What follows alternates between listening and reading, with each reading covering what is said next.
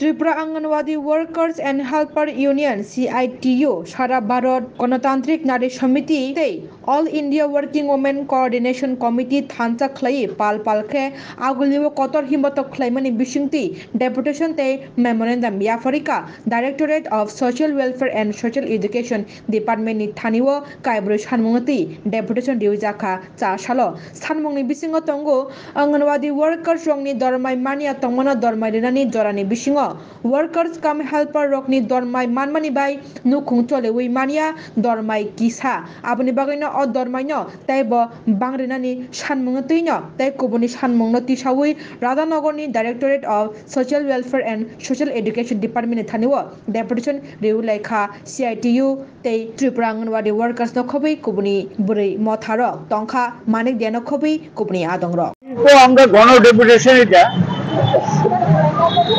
1972 সালে gratuity act pass হয়েছে। সরকারি আধা সরকারি বেসরকারি সমস্ত ক্ষেত্রে গ্র্যাচুইটি পাওয়ার অধিকার সবার আছে এবং আপনাদের সাংবাদিক আপনাদের গ্র্যাচুইটি পাওয়ার অধিকার আছে। এটা কারো দান দক্ষিণা না, এটা আইন। এই নিয়ে সুপ্রিম কোর্ট একটা মামলা হয়, সুপ্রিম কোর্ট পরিষ্কার বলে দেয় অঙ্গনওয়াড়ি ওয়ার্কার হেল্পারদেরকে গ্র্যাচুইটি দিতে হবে। ভারতবর্ষে অনেক সরকার দিয়ে দিয়েছে, আমাদের রাজ্যের সরকারে কোনো টনক নড়ছে না এবং তারা গ্র্যাচুইটি দিচ্ছেন না। হাইকোর্টে আরেকটা মামলা করেছে কয়েকজন যে আমরা গ্র্যাচুইটি পাইনি। হাইকোর্ট নির্দেশ দিয়ে দিয়েছে যেই ডেটে তারা মামলা করেছে সেই ডেট থেকে 29 সুদ সমেত তাদের টাকা যাতে দিয়ে দেওয়া হয়। তারপরে এখনো এই টাকা দেয়নি। আমরা বলছি গ্র্যাচুইটির টাকা দিতে হবে, এই দাবিতে যাবে, আজকে দরখাস্ত বাতিল করবে তারা যে আমাদের গ্র্যাচুইটির টাকা দাও। এই একটা দাবি। ছাঁটাই হয়েছে প্রচুর অঙ্গনওয়াড়ি ওয়ার্কার, তাদেরকে পুনর্বহাল করতে হবে।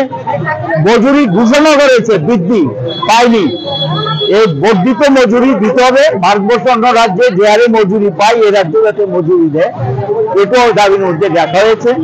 অঙ্গনওয়াড়ি কেন্দ্রে যে খাওয়া দেওয়া হয় এটা অনেক অঙ্গনওয়াড়ি ওয়ার্কার তার নিজস্ব টাকা খরচ করে দিয়েছেন, এই টাকা দেবেন বলেছেন, এই টাকা কিন্তু দেননি।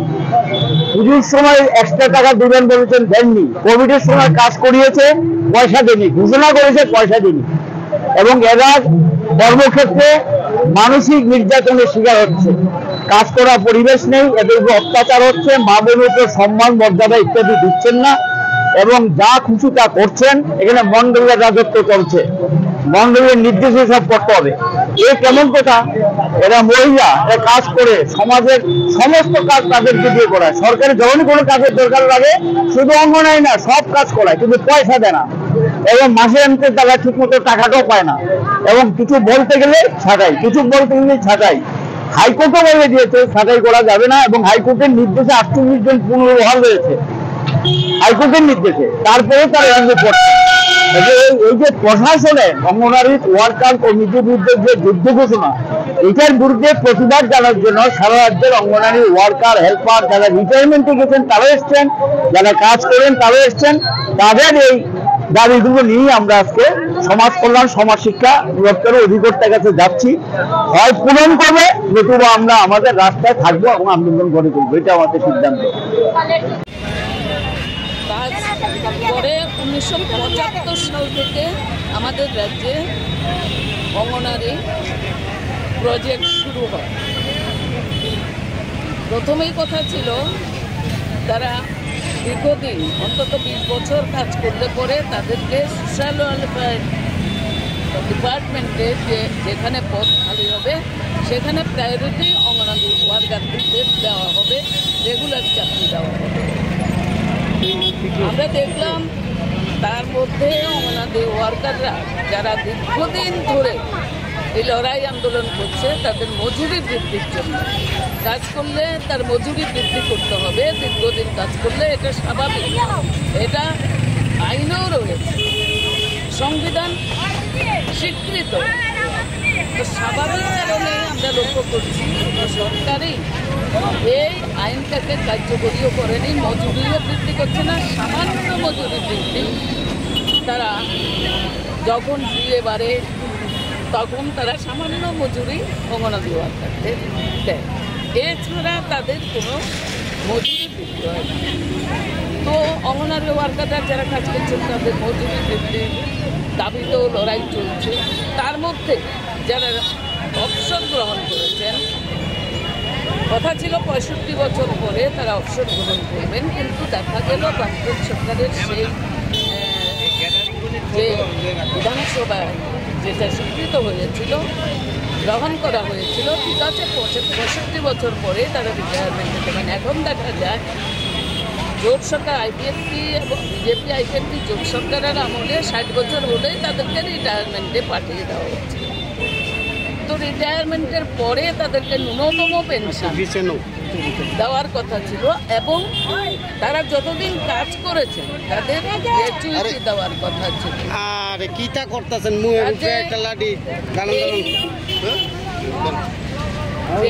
ব্যবহার করতেন না, এখন তারা গভর্নমেন্ট স্বীকারই করছে না কোনো মতেই। সেন্ট্রাল গভর্নমেন্ট পার্লামেন্টও বহু লড়াই হয়েছে এই নিয়ে। আমি যখন পার্লামেন্টে ছিলাম বারেবারেই এই বিষয়গুলো আমরা তুলেছিলাম এবং অন্যান্যরাও এটা আমাদের সমর্থনে তারাও পার্লামেন্টে কথা বলেছেন, কিন্তু কোনো কাজ হয়নি। তার মধ্যে 18 জন ওয়ার্কার এবং 2 জন হেল্পার মিলে হাইকোর্টে আমাদের রাজ্যে কেস করা যে আমাদের গ্র্যাচুইটির দাবিতে কেস করা হয় এবং হাইকোর্ট আপনারা জানেন গত কিছুদিন আগে হাইকোর্ট অঙ্গনাদি ওয়ার্কারদের পক্ষে তাদের এই দাবির পক্ষে রায় দেয়। তো এই রায়কেও কার্যকরী করছেন। কাজে এই রায় যাতে কার্যকরী হয়, মূলত 4টা দাবি নিয়ে আজকের এই আন্দোলন।